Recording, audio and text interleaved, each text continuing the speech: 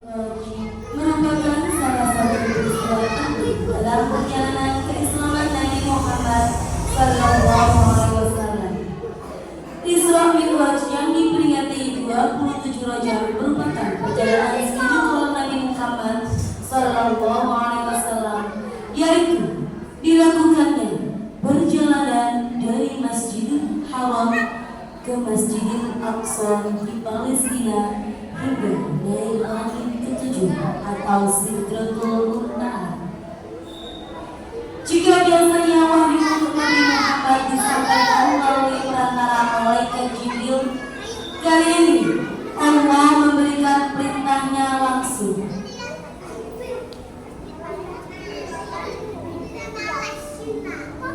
Nabi Muhammad bersedih setelah kehilangan dua orang yang paling disayangnya. Kemudian datanglah malaikat Jibril yang menyampaikan bahwa beliau akan diajak melakukan perjalanan malam untuk bertemu dengan Allah.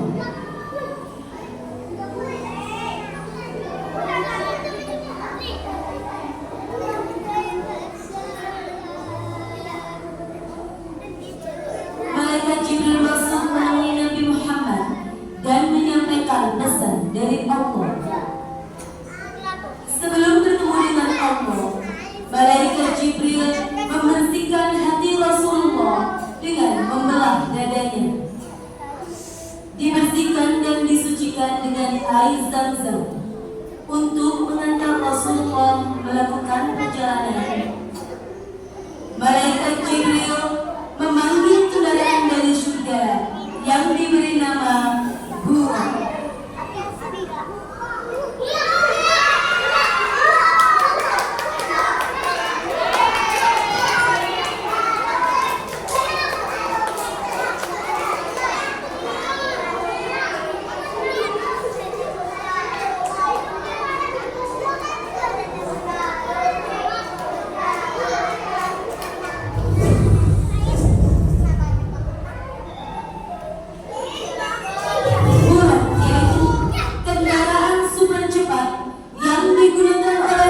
Saat melakukan Isra Mi'raj, Rasulullah melakukan perjalanan ditemani malaikat Jibril dengan menggunakan kendaraan yang bernama Buraq.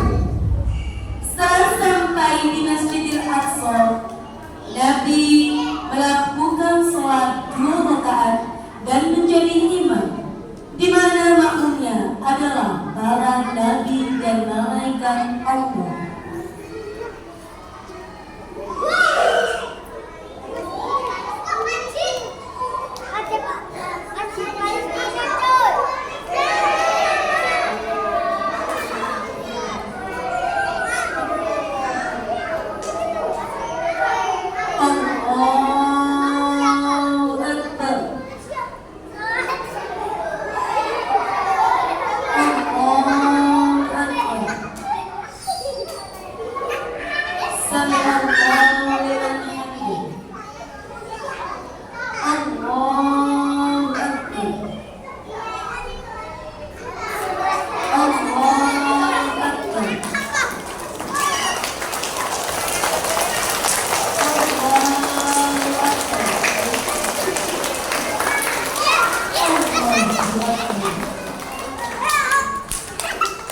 Assalamualaikum warahmatullahi wabarakatuh. Assalamualaikum warahmatullahi wabarakatuh. Selamat datang perjalanan para malaikat penghuni meninggalkan semua yang akan melakukan perjalanan ke Sidratul Muntaha dengan Allah. Atarfa duduk. Assalamualaikum. Lani duduk ya. Rasulullah bertemu dengan beberapa nabi terdahulu. Ada setiap langit yang dilewatinya. Akan didengarkan diam dulu semuanya. Pada langit pertama, Rasulullah bertemu dengan nabi pertama, yaitu Nabi Adam alaihissalam. Dan Rasulullah pun memberi salam. Assalamualaikum warahmatullahi wabarakatuh. Waalaikumsalam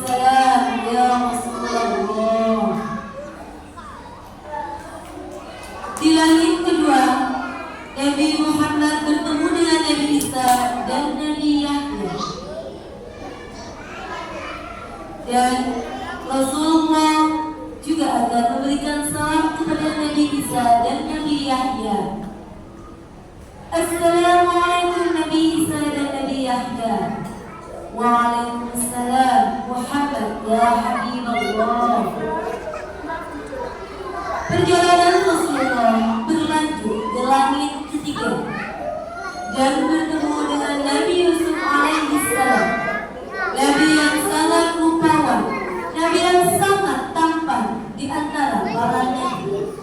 Dan malaikat Jibril serta Rasulullah pun memberikan salam kepada Nabi Yusuf alaihissalam. Assalamualaikum wahai Nabi Yusuf. Waalaikumsalam ya Rasulullah, kekasih Allah. Setelah bertemu dengan Nabi Yusuf alaihissalam, Nabi Muhammad kembali melanjutkan perjalanannya ke langit ke depan dan bertemu dengan Nabi Idris alaihissalam. Nabi Idris alaihissalam adalah Nabi yang cerdas, sehingga beliau mendapatkan julukan Badr Hasan. Dan Rasulullah pun memberi salam kepada Nabi Idris. Assalamualaikum wahai Nabi Idris. Waalaikumsalam ya Rasulullah. Engkau adalah manusia pilihan Allah, manusia yang sangat istimewa yang menjadi tamu Allah.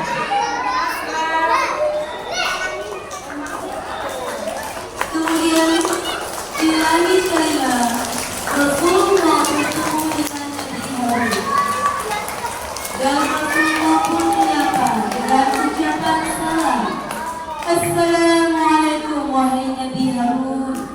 Waalaikumsalam Rasulullah, kekasih Allah. Engkau tamu Allah yang sangat istimewa.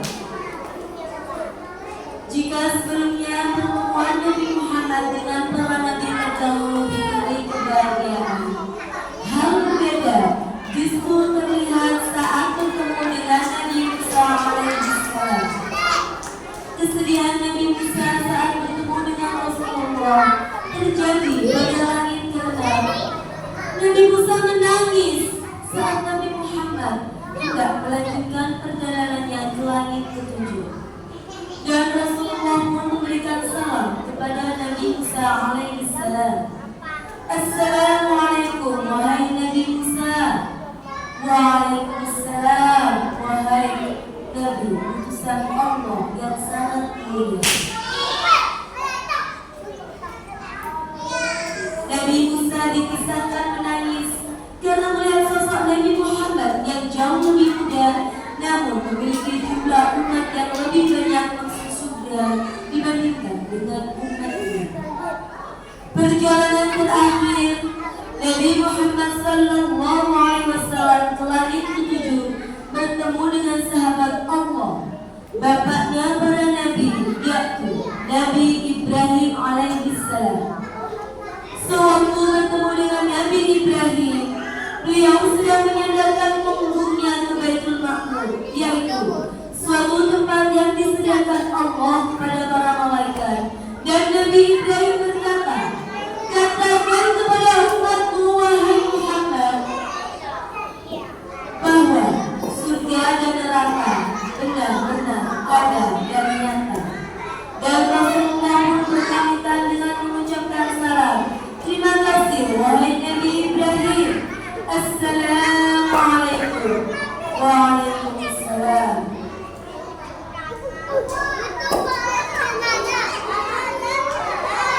Dan ini sebelum perjalanan Nabi menuju Allah, ada beberapa kejadian, yaitu Rasulullah ditunjukkan surga Allah yang sangat nyata.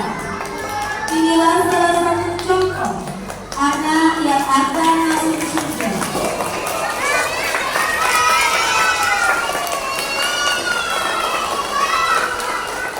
Anak yang suka menyayangi binatang ciptaan Allah, seperti teladan yang diberikan oleh Rasulullah, menyayangi binatang, tumbuhan, makhluk ciptaan Allah.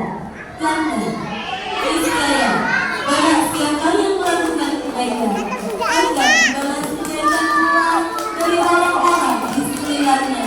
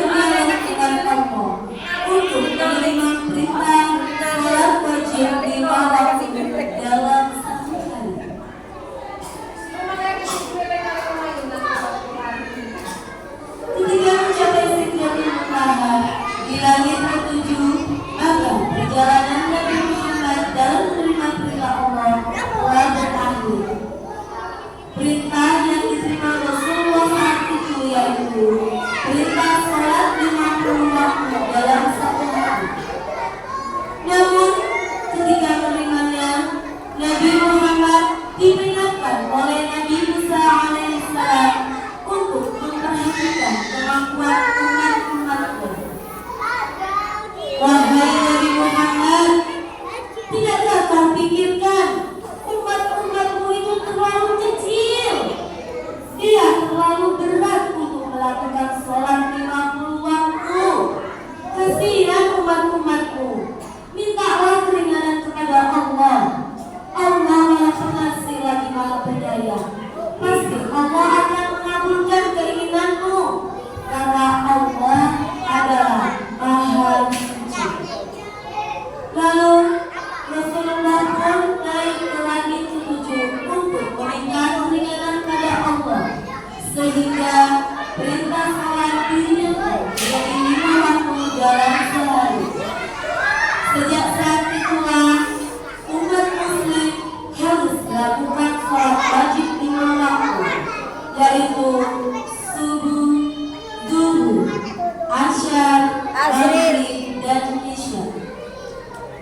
Setelah melakukan perjalanan menuju Sidratul Muntaha, Rasulullah pun turun ke bumi dengan menaiki burak